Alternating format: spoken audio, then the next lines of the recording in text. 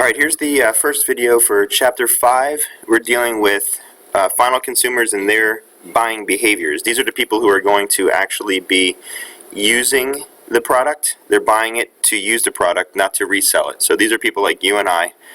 As we're looking at this introductory slide, you see in the upper right hand corner the diagram that we're used to. We're looking in the yellowish orange area talking about consumers. We're talking about final consumers and organizational consumers. The business consumers, that's business to business, that's going to be Chapter 6. That'll be the next one. But if you're looking here at Chapter 5, dealing with final consumers like you and I, we're talking about personal decision making process that's going to be going on. And down in the green area you're going to see that there are going to be 5 major influences that go into this decision process before we actually go and purchase the product. Alright, so there are a couple key issues here when we're looking at influences on what influences us in regards to making purchases, and you'll see 5 of them listed there. Now before we go into those 5, just a reminder, at the top you see marketing mixes and other stimuli. Those are things that do have an impact on us. Marketing mix is the 4 P's of marketing: the price, product, place, and the promotion. Now looking at the 5 things down below, before we get into those, I want you to understand that there's a term called economic buyer. Those are people who know all the facts. Those are people who compare their choices against different alternatives to get the best value they can, to get the greatest satisfaction out of their purchase as well. So you and I, if we take those steps, we are in fact these economic buyers. And now economic needs are the needs that are concerned with any consumers making the best use of their time and money. Okay, we want to try to use our time wisely, spend our money wisely. We want to make sure that we're just doing the most that we possibly can to get the best product at the best price possible. Now, psychological variables are different things that go on in our minds that have an impact on the purchase. Right? And you see listed there: motivation, perception, learning, attitudes, trust, lifestyles. All of these things are different variables that could impact our decision-making process. Social influences are just anything that have to do with other people. Any kind of influence other people have on us. Our family members have influence on us. Our friends, our peers all have influence on us as well. Cultural influences, they can definitely impact our buying behavior. It could be the ethnicity, any backgrounds, or social, any international factors that come into there could definitely have a major impact on the buying behavior. And lastly, the purchase situation.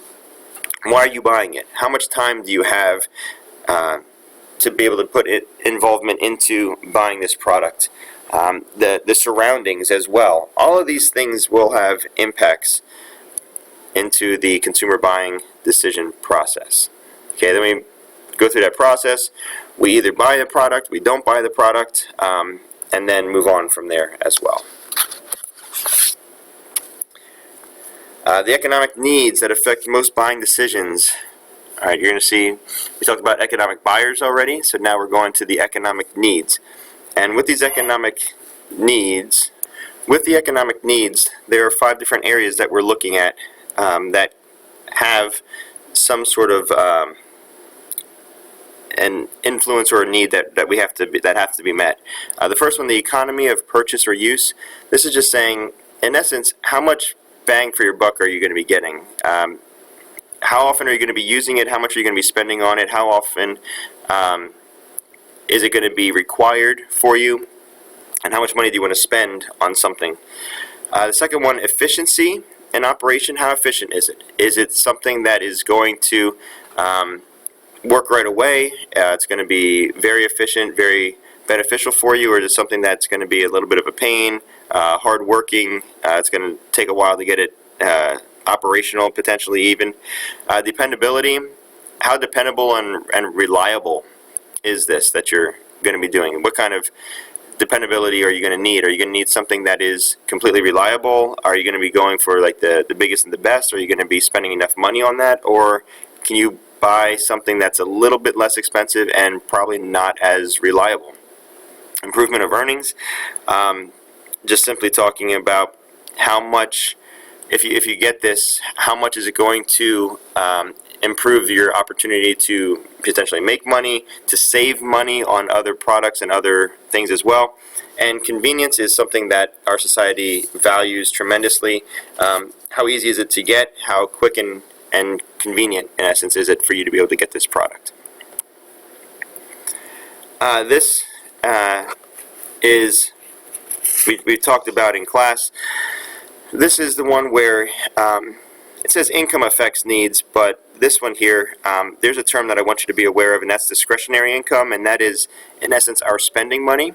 So with this, we want to make sure that anything that is considered a luxury, as Healthy Choice ice cream is considered a luxury, they want to make sure that the discretionary income is the income level that they are looking at and they are concerned with, because that is your spending money. It's not how much money you make, but how much money you have left after you pay your taxes and your bills and everything like that. So that's very important. All right, so the Healthy Choice also, the slogan there that you see, guilty pleasure with an innocent fat count. This also plays on the emotions of you're getting good taste, good value, and something that is better for you than other things. So they're also playing on the fact that if you are health conscious, that this is something that you would be interested in.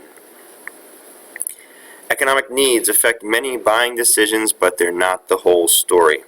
Consumers sometimes behave in ways that are consistent with what people who are in marketing and economists feel is the idea of an economic buyer.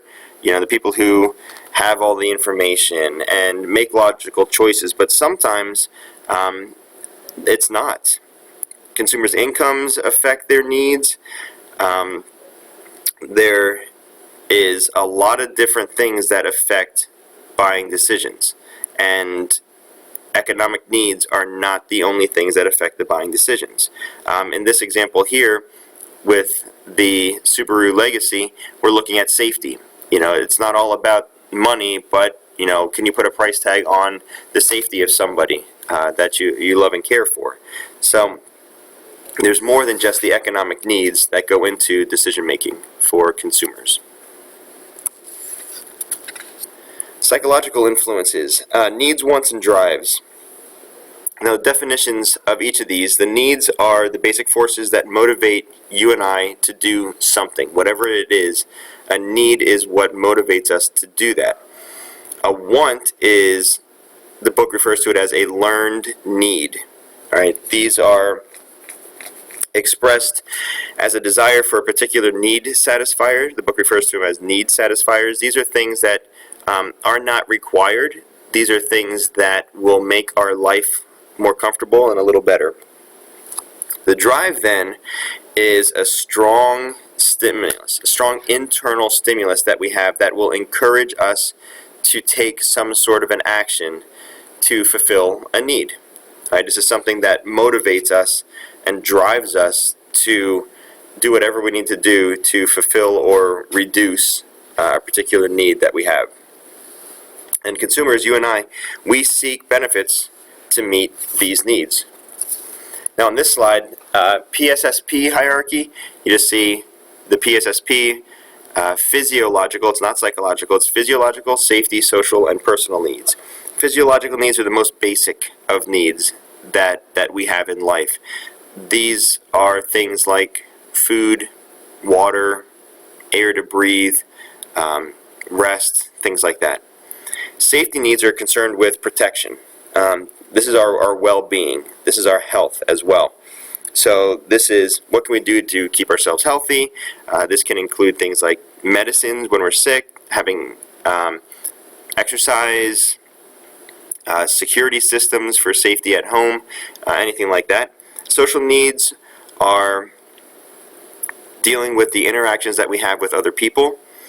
This could be friendship, this could be family, this can be just any kind of connection that you have with other people as well. And lastly, the personal needs. This is concerned with any of our need for personal satisfaction. Not related to what other people do, but simply from ourselves. This could be accomplishment. We have accomplished something, we've met a goal. This could be things that we enjoy to do, fun things that we enjoy to do in our spare time. Relaxation, all of that. An individual's insistence on buying Johnson's Baby Bathing Soap for his or her toddler can be termed as, and this is going to be a want. It has nothing to do with specific needs or allergens or anything like that. They just like this, so this one would be a want. All right, that's the end of video number 1. Video number 2 will be available shortly.